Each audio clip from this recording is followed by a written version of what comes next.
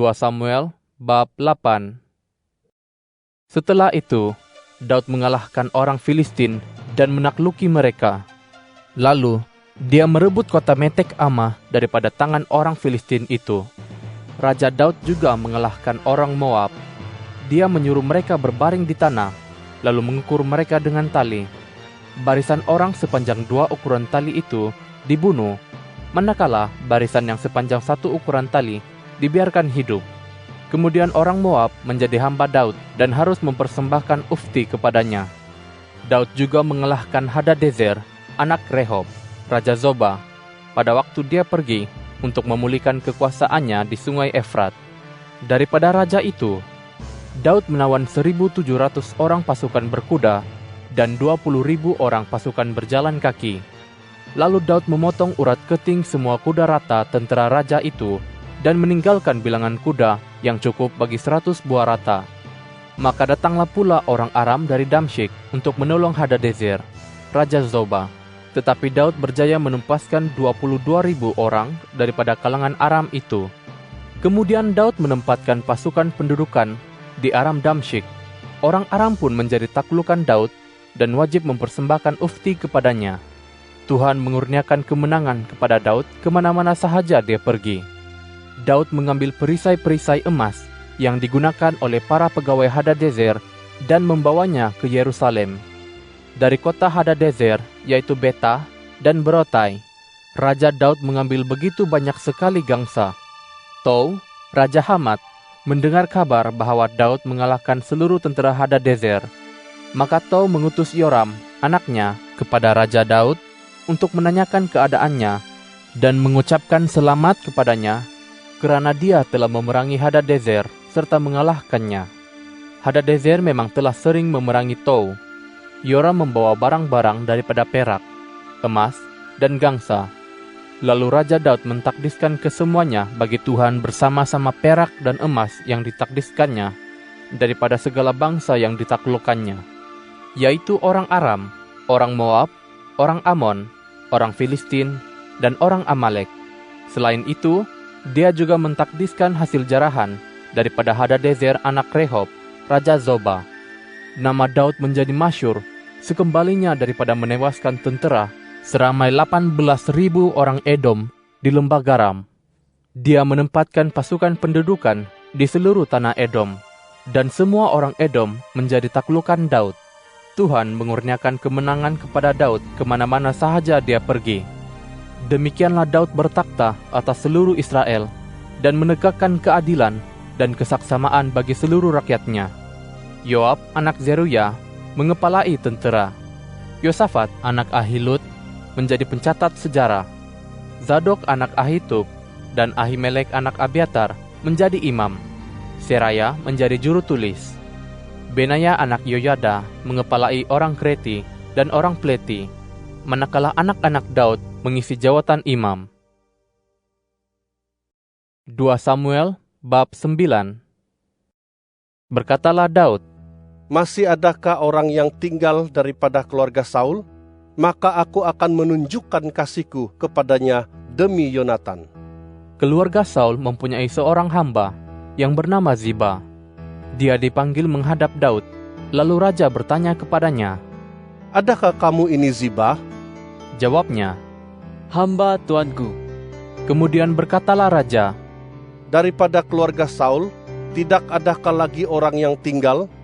Aku hendak menunjukkan kepadanya kasih daripada Allah." Jawab Ziba kepada raja, "Masih ada seorang anak lelaki Yonatan yang tempang kedua-dua belah kakinya." Tanya raja kepadanya, "Di manakah dia?"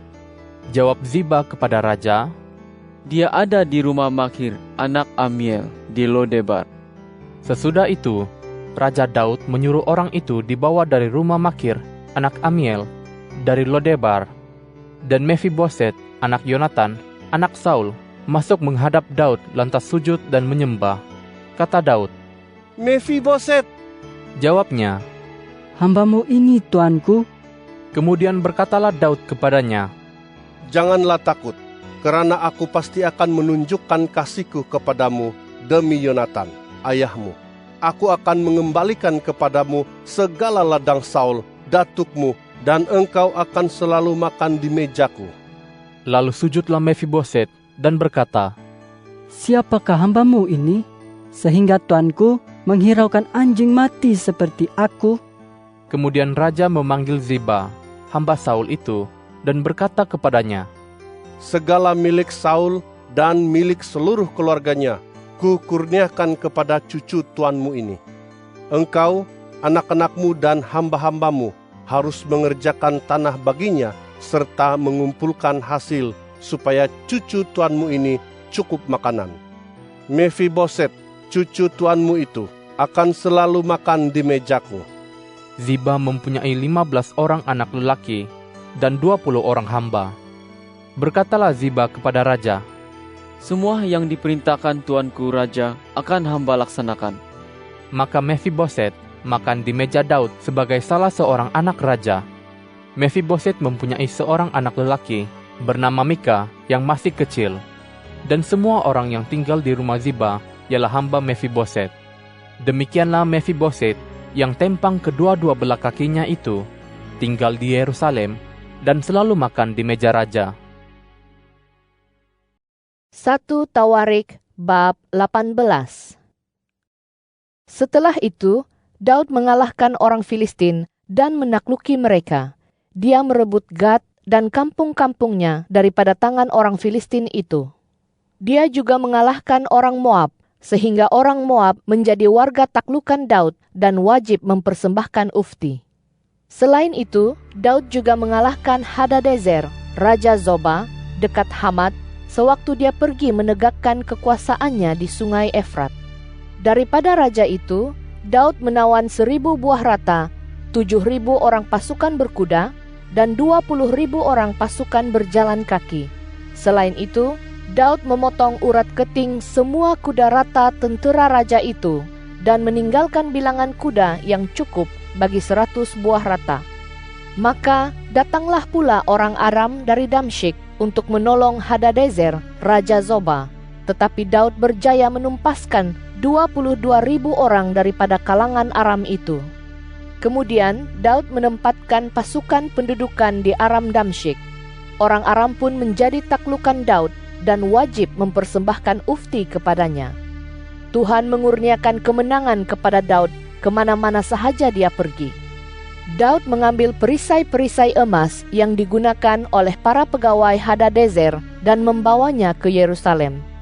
Dari Tibat dan dari Kun, kota-kota Hadadezer, Daud mengambil banyak sekali gangsa. Dengan segala gangsa itulah Salomo membuat kolam gangsa, tiang-tiang, serta berbagai-bagai kelengkapan daripada gangsa.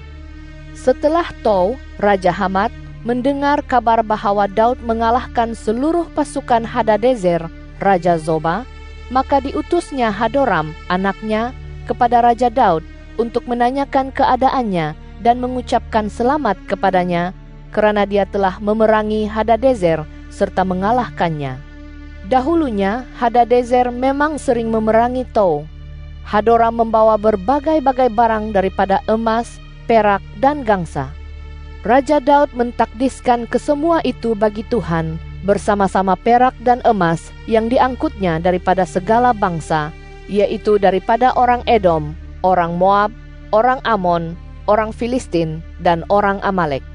Abisai anak Zeruya menewaskan 18.000 orang Edom di lembah Garam. Dia menempatkan pasukan pendudukan di Edom sehingga semua orang Edom menjadi taklukan Daud. Tuhan mengurniakan kemenangan kepada Daud kemana-mana sahaja dia pergi. Demikianlah Daud bertakhta atas seluruh Israel dan menegakkan keadilan dan kesaksamaan bagi seluruh rakyatnya. Yoab anak Zeruya mengepalai tentera. Yosafat anak Ahilud menjadi pencatat sejarah. Zadok anak Ahitub dan Abimelek anak Abiatar menjadi imam. Sausa menjadi juru tulis. Benaya anak Yoyada mengetuai orang Kreti dan orang Pleti, manakala anak-anak Daud menjadi pegawai utama di sisi raja.